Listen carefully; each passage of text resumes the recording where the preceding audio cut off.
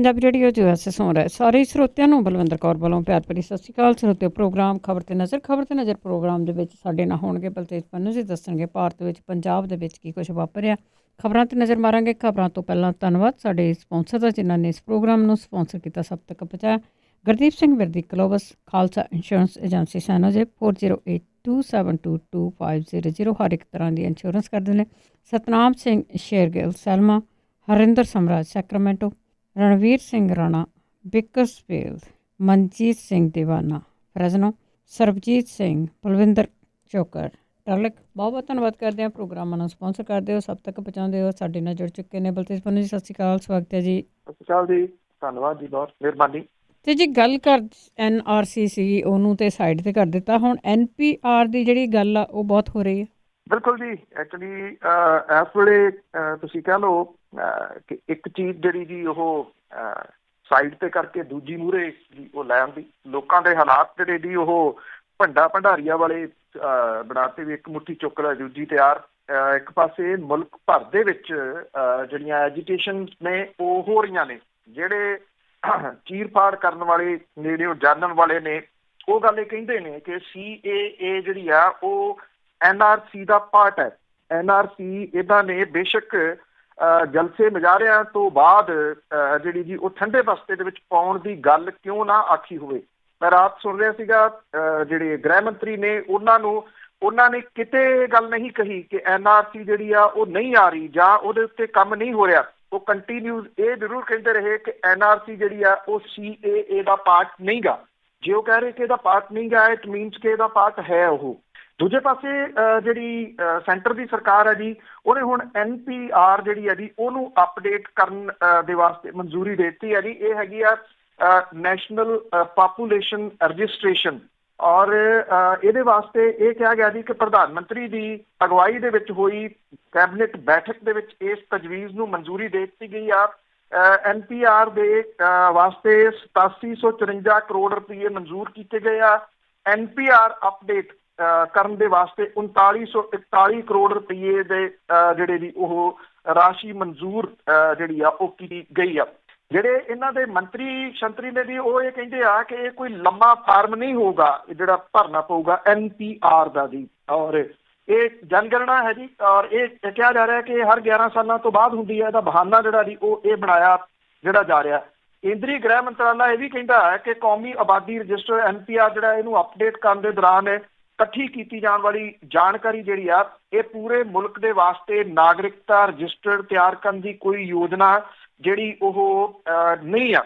ਦੂਜੇ ਪਾਸੇ ਇਹ ਆ ਜੀ ਕਿ ਜਦੋਂ ਇਹ ਤੁਸੀਂ ਡਾਟਾ ਇਕੱਠਾ ਕਰਨਾ ਦੇ ਰਹੇ ਹੋ ਪ੍ਰਾਈਵੇਟ ਜਿਹੜੀਆਂ ਦੀ ਉਹ ਕੰਪਨੀਆਂ ਨੂੰ, ਤਾਂ ਇਟ ਮੀਨਸ ਕਿ ਲੋਕਾਂ ਦਾ ਜਿਹੜਾ ਡਾਟਾ ਜੀ ਉਹ ਇੱਕ ਕਿਸਮ ਦੇ ਨਾਲ ਵੇਚਿਆ ਜਾਊਗਾ ਜੀ। ਸਰਕਾਰ ਜਿਹੜੀ ਆ ਉਹ ਡਾਟਾ ਇਕੱਠਾ ਕਰੂਗੀ। ਇਹ NCR ਦਾ ਇੱਕ ਪਾਰਟ ਦੇ ਵਜੋਂ ਜਿਹੜਾ ਜੀ ਉਹ ਮੰਨਿਆ ਜਾ ਰਿਹਾ ਕਿ ਇਹਦੇ ਵਾਸਤੇ ਬਕਾਇਦਾ ਜਿਹੜਾ ਜੀ ਉਹ ਸਾਰਾ ਤਿਆਰ ਹੋਊਗਾ ਕਿ ਕਿਵੇਂ ਕਿਹੜੇ ਤਰੀਕੇ ਦੇ ਨਾਲ ਕੌਣ ਕਿੱਥੇ ਜਿਹੜਾ ਜੀ ਉਹ ਰਹਿੰਦਾ।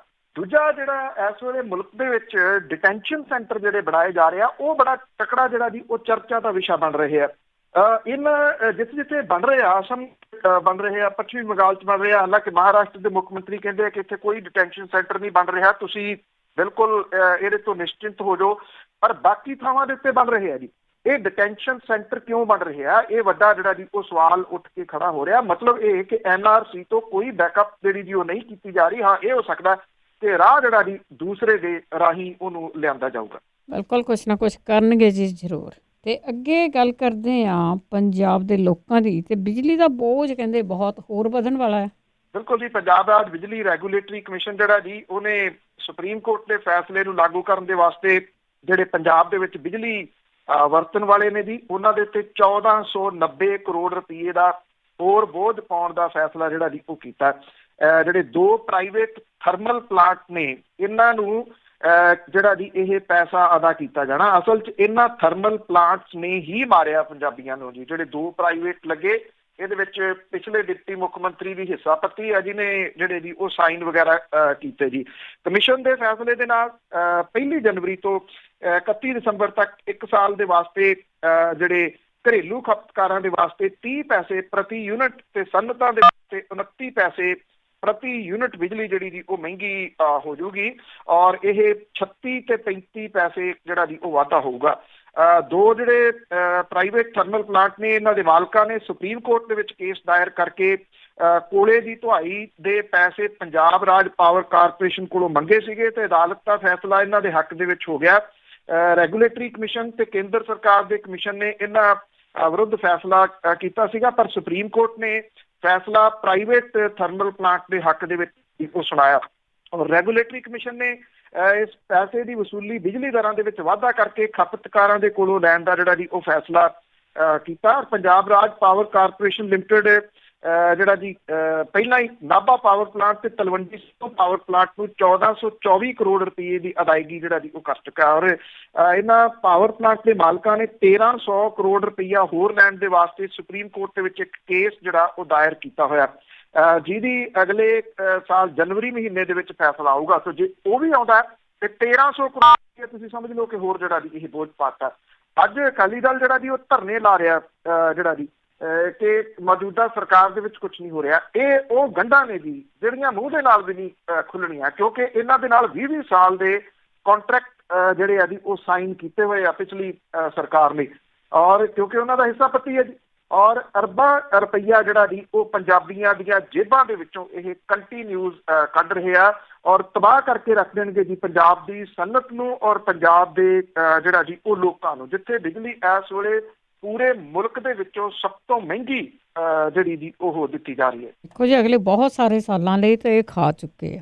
ਅੱਗੇ ਦੇਖੋ ਪੰਜਾਬ ਦਾ ਕੀ ਬਣਦਾ ਆ। ਤੇ ਅੱਗੇ ਯੂਪੀ ਦੇ ਵਿੱਚ ਇੱਕ ਨੌਜਵਾਨ ਦੀ ਗੋਲੀ ਲੱਗਣ ਦੇ ਨਾਲ ਮੌਤ ਹੋਈ ਸੀਗੀ, ਉਹ ਪੁਸ਼ਟੀ ਹੋਈ ਆ ਕਿ ਪੁਲਿਸ ਦੀ ਗੋਲੀ ਲੱਗੀ ਸੀ। ਦੇਖੋ ਜੀ ਇਹ ਮਾਮਲਾ ਹਾਲਾਂਕਿ ਜਿਹੜੀਆਂ ਕਈ ਵੀਡੀਓਜ਼ ਹੋਰ ਵੀ ਹੁਣ ਬਹੁਤ ਤੇਜ਼ੀ ਦੇ ਨਾਲ ਜਿਹੜੀਆਂ ਜੀ ਉਹ ਵਾਇਰਲ ਹੋਣੀਆਂ ਸ਼ੁਰੂ ਹੋਈਆਂ ਨੇ ਕਿਉਂਕਿ ਨੈੱਟ ਬੰਦ ਸੀਗੇ ਜੀ। ਜਿੱਥੇ ਜਿੱਥੇ ਨੈੱਟ ਚੱਲ ਰਿਹਾ ਉੱਥੋਂ ਵੀਡੀਓਜ਼ ਜਿਹੜੀਆਂ ਜੀ ਉਹ ਆ ਰਹੀਆਂ ਨੇ ਕਿ ਪੁਲਿਸ ਕਰ ਕੀ ਰਹੀ ਹੈ ਜੀ। ਪੁਲਿਸ ਲੋਕਾਂ ਦੇ ਵਹੀਕਲ ਤੋੜ ਰਹੀ ਆ, ਪੁਲਿਸ ਜਿਹੜੀ ਹੈ ਜੀ ਲੋਕਾਂ ਦੀਆਂ ਦੁਕਾਨਾਂ ਤੋੜ ਰਹੀ ਹੈ, ਦੁਕਾਨਾਂ ਦੇ ਜਿਹੜੇ ਜਿੰਦਰੇ ਆ ਉਹ ਤੋੜ ਕੇ ਅੰਦਰੋਂ ਸਮਾਨ ਜਿਹੜਾ ਉਹ ਕੱਢ ਰਹੀ ਆ। ਜਿਹਨੇ ਰਾਖੀ ਕਰਨੀ ਹੁੰਦੀ ਆ ਉਹ ਲੁੱਟ ਰਹੀ ਹੈ ਜੀ ਉੱਥੇ ਸਾਰੇ ਕੁਝ ਨੂੰ। ਜਿਹੜੀਆਂ ਸਭ ਤੋਂ ਵੱਧ ਮੌਤਾਂ ਦੀ ਉੱਤਰ ਪ੍ਰਦੇਸ਼ ਦੇ ਵਿੱਚ ਹੋਈਆਂ ਨੇ, 15 ਲੋਕ ਉੱਥੇ ਗੋਲੀ ਦੇ ਨਾਲ ਮਾਰੇ ਗਏ ਆ। ਪ੍ਰਸ਼ਾਸਨ ਕਹਿੰਦਾ ਹੈ ਕਿ ਪੁਲਿਸ ਨੇ ਗੋਲੀ ਨਹੀਂ ਚਲਾਈ, ਫਿਰ ਇਹ ਕਿਹੜੀ ਗੋਲੀ ਦੇ ਨਾਲ ਜਿਹੜਾ ਜੀ ਮਰੇ? ਲੋਕ ਇਹ ਸਵਾਲ ਕਰਦੇ ਆ। ਇੱਥੇ ਬਿਜਨੌਰ ਦੇ ਵਿੱਚ ਜਿਹੜਾ ਪੁਲਿਸ ਨੇ ਮੰਨਿਆ ਕਿ ਇੱਕ ਨੌਜਵਾਨ ਦੇ ਵੱਲੋਂ ਆਤਮ ਰੱਖਿਆ ਦੇ ਵਿੱਚ ਕੀਤੀ ਕਾਰਵਾਈ ਦੇ ਦੌਰਾਨ ਪੁਲਿਸ ਦੀ ਗੋਲੀ ਲੱਗਣ ਕਰਕੇ ਇਹ ਜਿਹੜਾ ਜੀ ਮਾਰਿਆ ਗਿਆ। ਉੱਤਰ ਪ੍ਰਦੇਸ਼ ਦੇ ਡੀਜੀਪੀ ਨੇ ਪਹਿਲਾਂ ਇਹ ਕਿਹਾ ਸੀਗਾ ਕਿ ਨਾਗਰਿਕਤਾ ਸੋਧ ਕਾਨੂੰਨ ਦੇ ਵਿਰੋਧ ਦੇ ਵਿੱਚ ਕੀਤੇ ਮੁਜ਼ਾਹਰਿਆਂ ਦੇ ਦੌਰਾਨ ਕਿਸੇ ਦੀ ਵੀ ਮੌਤ ਜਿਹੜੀ ਜੀ ਉਹ ਨਹੀਂ ਹੋਈ। ਪਹਿਲਾਂ ਇਹ ਗੱਲ ਜਿਹੜੀ ਹੈ ਜੀ ਉਹ ਆਖੀ ਗਈ ਸੀ। ਹੁਣ ਪੁਲਿਸ ਨੇ ਆਪਣੇ ਹੀ ਮੁਖੀ ਦੇ ਦਾਅਵੇ ਨੂੰ ਉਲਟ ਬਿਆਨ ਜਿਹੜਾ ਜੀ ਉਹ ਦੇ ਦਿੱਤਾ। ਐਸਪੀ ਜਿਹੜਾ ਜੀ ਦਿਹਾਤੀ ਆ ਵਿਸ਼ਵਜੀਤ ਸ੍ਰੀਵਾਸਤਵਾ, ਉਹਨੇ ਇਹ ਗੱਲ ਕਹੀ ਆ ਕਿ 22 ਸਾਲਾ ਨੌਜਵਾਨ ਉਦੋਂ ਮਾਰਿਆ ਗਿਆ ਜਦੋਂ ਪੁਲਿਸ ਮੁਲਾਜ਼ਮ ਨੇ ਆਪਣੀ ਸੈਲਫ ਪ੍ਰੋਟੈਕਸ਼ਨ ਦੇ ਵਾਸਤੇ ਨਥੌਰ ਇਲਾਕੇ ਦੇ ਵਿੱਚ ਗੋਲੀ ਜਿਹੜੀ ਜੀ ਉਹ ਚਲਾ ਦਿੱਤੀ। ਇਹ ਕਿਹਾ ਗਿਆ ਕਿ ਭੀੜ ਨੇ ਸਬ ਇੰਸਪੈਕਟਰ ਦੇ ਕੋਲੋਂ ਪਿਸਤੌਲ ਖੋਲਿਆ ਸੀਗਾ ਔਰ ਜਦੋਂ ਇੱਕ ਪੁਲਿਸ ਜਵਾਨ ਨੇ ਇਹਨੂੰ ਵਾਪਸ ਲੈਣ ਦੀ ਕੋਸ਼ਿਸ਼ ਕੀਤੀ ਤਾਂ ਉਹਦੇ ਵੱਲੋਂ ਚਲਾਈ ਗੋਲੀ ਕਰਕੇ ਇਹ ਜਿਹੜਾ ਸੀਗਾ ਜੀ ਅਨਸਰ ਸੁਲੇਮਾਨ ਮਾਰਿਆ ਗਿਆ ਜੀ। ਔਰ ਐਕਚੁਅਲੀ ਇਹਦੇ ਘਰੇ ਜਿਹੜਾ ਜੀ ਉਹ ਜਾਣਾ ਚਾਹੁੰਦੇ ਸੀਗੇ ਕਾਂਗਰਸ ਦੇ ਜਨਰਲ ਸਕੱਤਰ ਪ੍ਰਿਯੰਕਾ ਗਾਂਧੀ ਵਾਡਰਾ ਤੇ ਰਾਹੁਲ ਗਾਂਧੀ, ਪਰ ਉਹਨਾਂ ਨੂੰ ਉੱਥੇ ਜਿਹੜਾ ਜੀ ਉਹ ਜਾਣ ਨਹੀਂ ਦਿੱਤਾ ਗਿਆ, ਉਹਨਾਂ ਨੂੰ ਰੋਕ ਲਿਆ ਜਿਹੜਾ ਜੀ ਉਹ ਗਿਆ ਔਰ ਇਹ ਕਿਹਾ ਗਿਆ ਕਿ ਅਜੇ ਕੁਝ ਦਿਨ ਉਹ ਇੱਥੇ ਇਸ ਜਗ੍ਹਾ ਦੇ ਉੱਤੇ ਨਹੀਂ ਜਿਹੜਾ ਜੀ ਉਹ ਜਾ ਸਕਦੇ। ਜਿਹੜਾ ਇਹ ਨੌਜਵਾਨ ਮਾਰਿਆ ਗਿਆ 22 ਸਾਲਾਂ ਦਾ ਔਰ ਇਹਦੇ ਜਿਹਦਾ ਨਾਮ ਅਨਸਰ ਸੁਲੇਮਾਨ ਹੈ, ਉਹਦੇ ਘਰ ਦੇ ਕਹਿੰਦੇ ਆ ਕਿ ਉਹ ਇੰਜੀਨੀਅਰ ਦਾ ਸਟੂਡੈਂਟ ਸੀਗਾ, ਇੰਜੀਨੀਅਰਿੰਗ ਕਰਦਾ ਸੀਗਾ।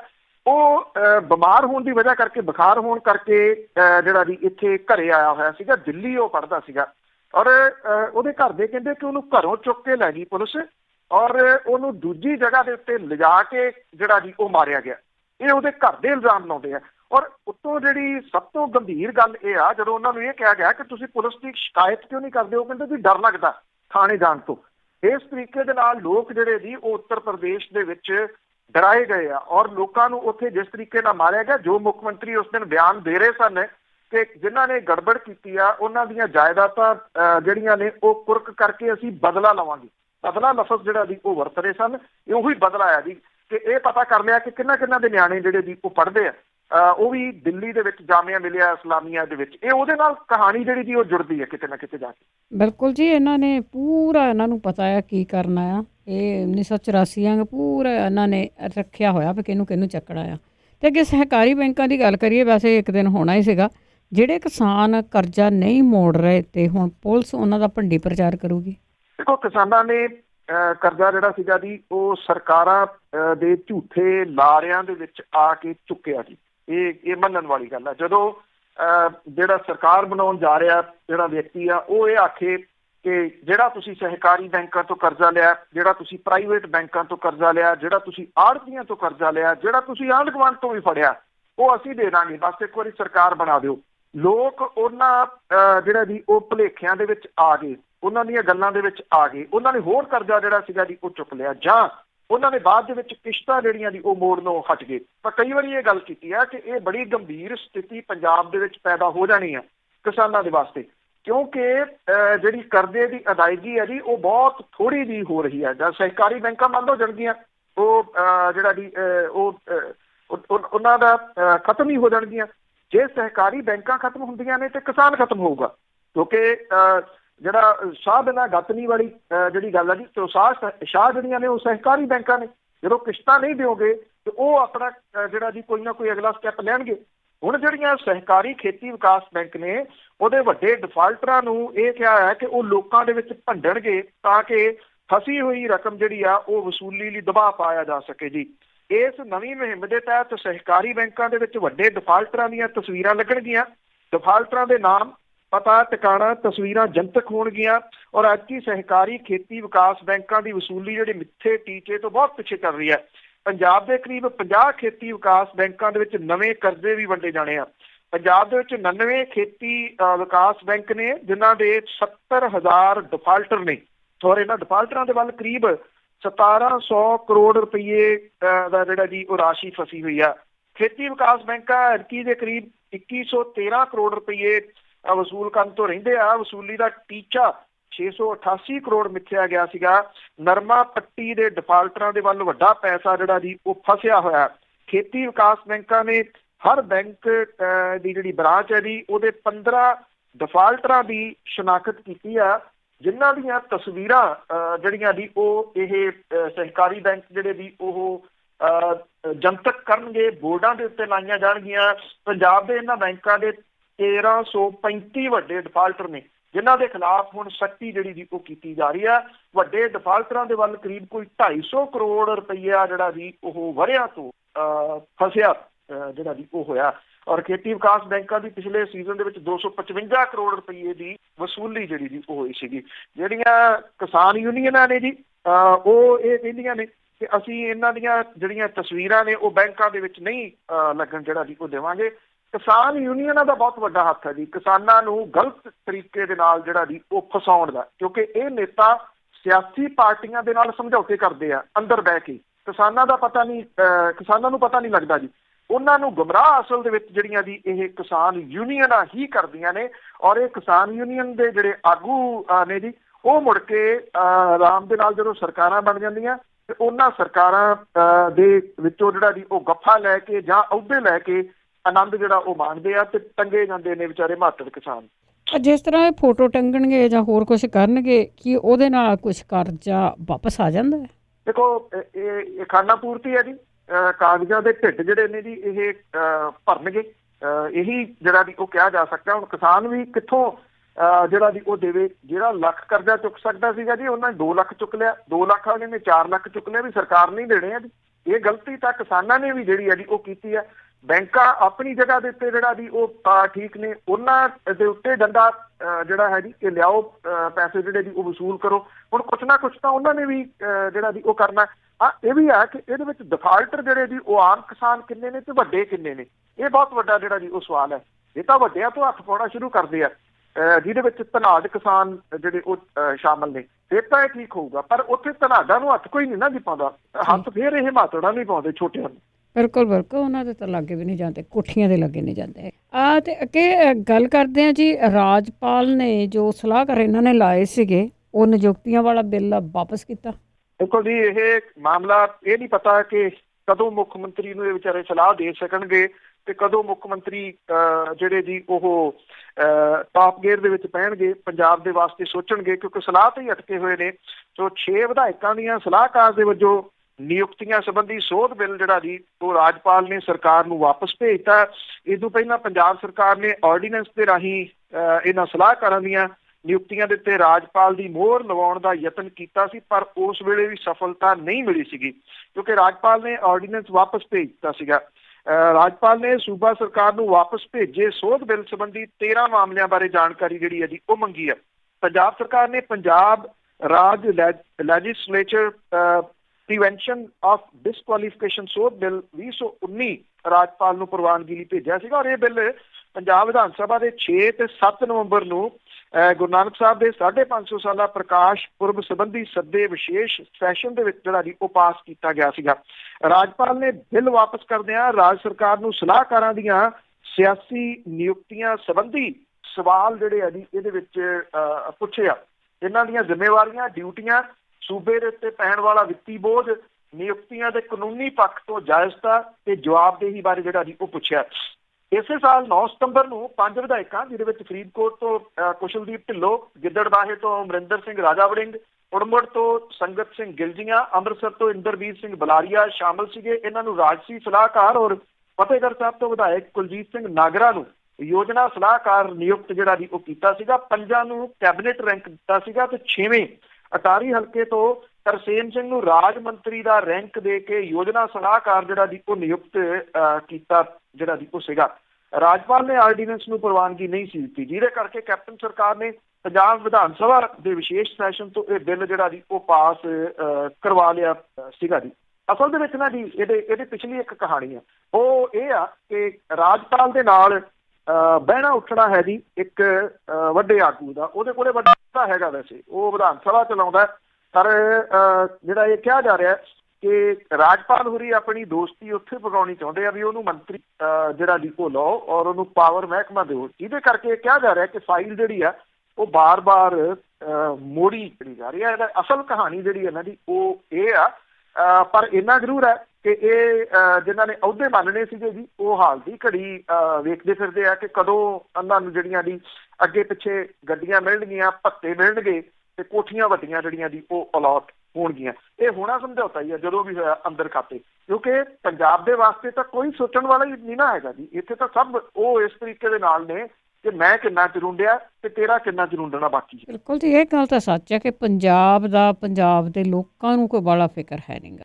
ਤੇ ਅੱਗੇ ਗੱਲ ਕਰਦੇ ਹਾਂ ਕਿ ਠੰਡ ਬਹੁਤ ਵੱਧ ਗਈ ਆ ਲੁਧਿਆਣੇ ਦੇ ਵਿੱਚ। ਠੰਡ ਨਾਲ ਕੁਛ ਕੁ ਮੌਤਾਂ ਹੋਈਆਂ, ਕੁਛ ਅੰਗੀਠੀ ਦੀ ਗੈਸ ਚੜ੍ਹਨ ਦੇ ਨਾਲ ਵੀ ਦਮ ਘੁੱਟ ਕੇ ਵੀ ਬੱਚਿਆਂ ਦੀ ਮੌਤ ਹੋਈ। ਦੇਖੋ, ਅਜਿਹੀਆਂ ਮੌਤਾਂ ਹਰ ਸਾਲ ਹੀ ਹੁੰਦੀਆਂ ਨੇ ਜੀ।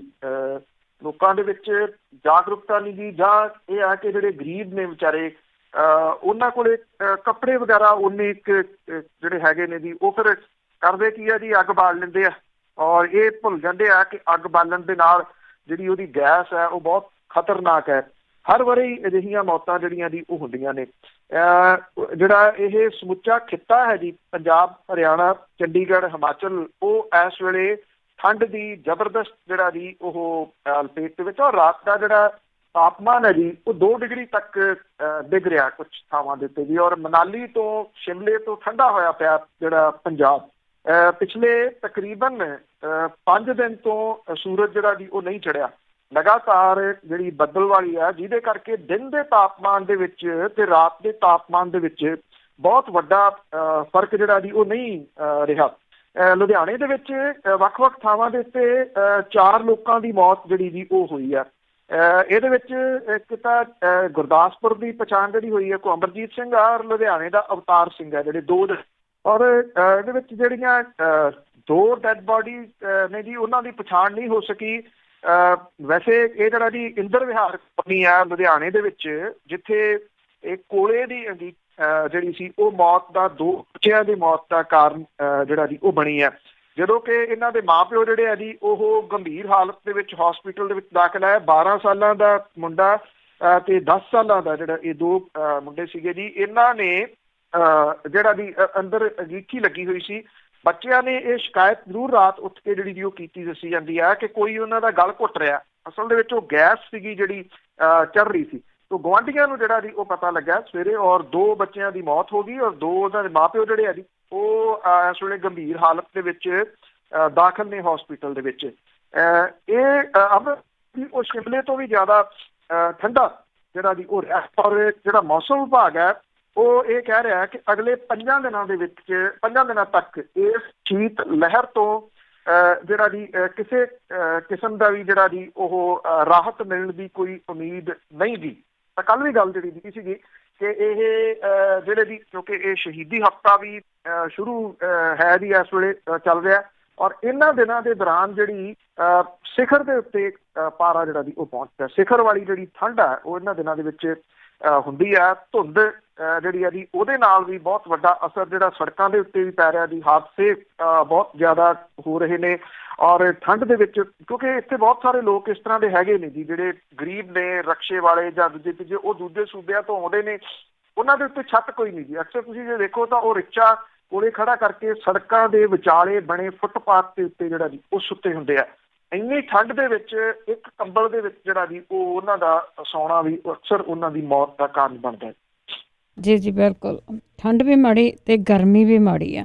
ਤੇ ਅੱਗੇ ਗੱਲ ਕਰਦੇ ਹਾਂ ਭਗਵੰਤ ਮਾਨ ਦੀ, ਤੇ ਬੜੀ ਚਰਚਾ ਦੇ ਵਿੱਚ ਹੈ ਕਿ ਮਰਜ਼ਾਦਾ ਭੁੱਲੇ। ਤੋ ਇਹ ਕੱਲ ਜਿਹੜਾ ਜੀ ਇੱਥੇ ਸੱਦੀ ਗਈ ਸੀ ਮੀਟਿੰਗ ਕੋਰ ਕਮੇਟੀ ਚੰਡੀਗੜ੍ਹ ਦੇ ਵਿੱਚ, ਜਿਹੜੇ ਆਮ ਆਦਮੀ ਪਾਰਟੀ ਦੇ ਵਿਧਾਇਕਾਂ ਦੇ ਵਾਸਤੇ, ਔਰ ਇੱਥੇ ਇਹ ਜਿਹੜੀ ਸੱਦੀ ਗਈ ਸੀਗੀ ਹਰਪਾਲ ਸਿੰਘ ਚੀਮਾ ਉਹਨਾਂ ਦੇ ਘਰੇ ਸੱਦੀ ਗਈ ਸੀਗੀ ਮੀਟਿੰਗ, ਜਿਹੜੇ ਕਿ ਵਿਰੋਧੀ ਧਿਰ ਦੇ ਨੇਤਾ ਨੇ। ਉਸ ਤੋਂ ਬਾਅਦ ਪ੍ਰੈਸ ਨੂੰ ਜਿਹੜਾ ਜੀ ਉਹ ਸੰਬੋਧਨ ਕਰਨਾ ਸੀਗਾ। ਸੋ ਇੱਕ ਪੱਤਰਕਾਰ ਦੇ ਵੱਲੋਂ ਜਿਹੜਾ ਸੀਗਾ ਜੀ ਉਹ ਬਾਰ-ਬਾਰ ਇਹ ਪੁੱਛੇ ਜਾਣ ਤੇ ਕਿ ਜਿਹੜੀ ਆਮ ਆਦਮੀ ਪਾਰਟੀ ਹੈ ਉਹ ਵਿਰੋਧੀ ਧਿਰ ਦਾ ਰੋਲ ਨਹੀਂ ਨਿਭਾ ਰਹੀ, ਬਲਕਿ ਵਿਰੋਧੀ ਧਿਰ ਵਜੋਂ ਜਿਹੜਾ ਜੀ ਉਹ ਅਕਾਲੀ ਦਲ ਜ਼ਿਆਦਾ ਵਿਚਰ ਰਿਹਾ। ਉਹਦਾ ਪੱਤਰਕਾਰ ਦਾ ਬਾਰ-ਬਾਰ ਇਹ ਕਹਿਣਾ ਸੀਗਾ ਕਿ ਕੋਈ ਸਰਗਰਮੀ ਜਿਹੜੀ ਹੈ ਜੀ ਉਹ ਵਿਰੋਧੀ ਧਿਰ ਦੀ ਨਜ਼ਰ ਨਹੀਂ ਆਉਂਦੀ, ਜਦੋਂ ਕਿ ਅਕਾਲੀ ਦਲ ਜਿਹੜਾ ਜੀ ਉਹ ਲਗਾਤਾਰ ਧਰਨੇ ਲਾ ਕੇ ਵਿਰੋਧ ਦਰਜ ਜਿਹੜਾ ਜੀ ਉਹ ਸਰਕਾਰ ਦੇ ਖਿਲਾਫ ਕਰ ਰਿਹਾ। ਜਦੋਂ 3-4 ਵਾਰੀ ਜਿਹੜਾ ਜੀ ਉਹਨੇ ਸਵਾਲ ਪੁੱਛਿਆ ਤਾਂ ਇਹਦੇ ਤੋਂ ਜਿਹੜਾ ਜੀ ਆਪਾ ਖੋਲਿਆ ਭਗਵੰਤ ਮਾਨ ਹੋਰਾਂ ਨੇ, ਔਰ ਇਹ ਕਿਹਾ ਕਿ ਸਾਰੇ ਸਵਾਲ ਤੂੰ ਥੋੜ੍ਹੀ ਪੁੱਛਣੇ ਆ, ਬਾਕੀਆਂ ਨੂੰ ਜਿਹੜਾ ਜੀ ਉਹ ਪੁੱਛਣ ਦੇ। ਜਦੋਂ ਉਹ ਵੀ ਅੱਗੋਂ ਜਿਹੜਾ ਜੀ ਬੋਲਿਆ, ਉੱਚੀ ਬੋਲਿਆ, ਤਾਂ ਉੱਥੋਂ ਜਿਹੜੀ ਸੀ ਇਹ ਕਹਾਣੀ ਜਿਹੜੀ ਉਹ ਜ਼ਿਆਦਾ ਵੱਧ ਗਈ, ਔਰ ਇੱਥੋਂ ਤੱਕ ਭਗਵੰਤ ਮਾਨ ਹੋਰਾਂ ਨੇ ਇਹ ਕਿਹਾ ਕਿ ਜਿਹੜੇ ਸੁਖਬੀਰ ਦੇ ਬਾਰੇ ਵਿੱਚ ਬਾਰ-ਬਾਰ ਤੂੰ ਸਵਾਲ ਪੁੱਛ ਰਿਹਾ ਉਹ ਮੰਦਬੁੱਧੀ ਬੱਚਾ ਹੈ। ਇਹ ਵੀ ਕਿਹਾ ਕਿ ਧਰਨੇ ਲਾਉਣ ਦੇ ਨਾਲ ਵਿਰੋਧੀ ਪਾਰਟੀ ਦਾ ਦਰਜਾ ਨਹੀਂ ਮਿਲ ਜਾਂਦਾ, ਬਲਕਿ ਵੱਧ ਸਵਾਲ ਪੁੱਛਣੇ ਵਿਰੋਧੀ ਧਿਰ ਦਾ ਜਿਹੜਾ ਜੀ ਉਹ ਡਿਊਟੀ ਹੁੰਦੀ ਹੈ, ਤੇ ਉਹਨਾਂ ਨੇ ਵੱਧ ਸਵਾਲ ਜਿਹੜੇ ਵਿਧਾਨ ਸਭਾ ਦੇ ਵਿੱਚ ਵਿਰੋਧੀ ਧਿਰ ਵਜੋਂ ਆਮ ਆਦਮੀ ਪਾਰਟੀ ਦੇ MLAs ਨੇ ਜਿਹੜੇ ਆ ਜੀ ਉਹ ਪੁੱਛੇ। ਇੱਥੋਂ ਹੀ ਜਿਹੜੀ ਸੀ ਉਹ ਕਹਾਣੀ ਇੱਥੋਂ ਤੱਕ ਪਹੁੰਚ ਗਈ ਕਿ ਹਾਲਾਤ ਜਿਹੜੇ ਸੀਗੇ ਜੀ ਉਹ ਇੱਕ ਦੂਜੇ ਦੇ ਗਲ ਪੈਣ ਵਾਲੇ ਤੱਕ ਜਿਹੜੇ ਜੀ ਉਹ ਬਣ ਗਏ। ਸਵਾਲ ਇਹ ਆ ਕਿ ਇਹਦੇ ਵਿੱਚ ਕੌਣ ਗਲਤ ਹੈ ਤੇ ਕੌਣ ਠੀਕ ਹੈ ਜੀ, ਕਿਉਂਕਿ ਪੱਤਰਕਾਰ ਦਾ ਜਿਹੜਾ ਕੰਮ ਹੈ ਉਹ ਹੈ ਜੀ ਸਵਾਲ ਕਰਨੇ, ਔਰ ਪੱਤਰਕਾਰ ਨੇ ਪ੍ਰਵੋਕ ਕਰਨਾ ਹੁੰਦਾ ਕਿਸੇ ਵੀ ਨੇਤਾ ਨੂੰ, ਜਿਹਦੇ ਨਾਲ ਵੀ ਉਹ ਗੱਲਬਾਤ ਕਰ ਰਿਹਾ ਉਹਨੂੰ ਪ੍ਰਵੋਕ ਕਰਨਾ ਹੁੰਦਾ। ਜੇ ਜਿਹੜਾ ਸਾਹਮਣੇ ਬੈਠਾ, ਚਾਹੇ ਉਹ ਰਾਜਨੀਤਿਕ ਹੈ ਚਾਹੇ ਕੋਈ ਹੋਰ ਹਸਤੀ ਹੈ, ਜੇ ਉਹ ਪ੍ਰਵੋਕ ਹੋ ਗਿਆ ਤਾਂ ਇਹ ਪੱਤਰਕਾਰ ਦੀ ਸਫਲਤਾ ਮੰਨੀ ਜਾਂਦੀ ਹੈ। ਅਸਲ ਦੇ ਵਿੱਚ ਜੇ ਪੱਤਰਕਾਰਤਾ ਦੀ ਜਿਹੜੀ ਗੱਲ ਕਰੀਏ, ਇਹ ਨਹੀਂ ਹੈ ਕਿ ਉਹ ਇੱਕ ਪੱਤਰਕਾਰ ਬੈਠਾ ਜਿਹੜਾ ਜੀ ਆਮੋ ਸਾਹਮਣੇ ਸਵਾਲ ਕਰ ਰਿਹਾ ਸੀਗਾ।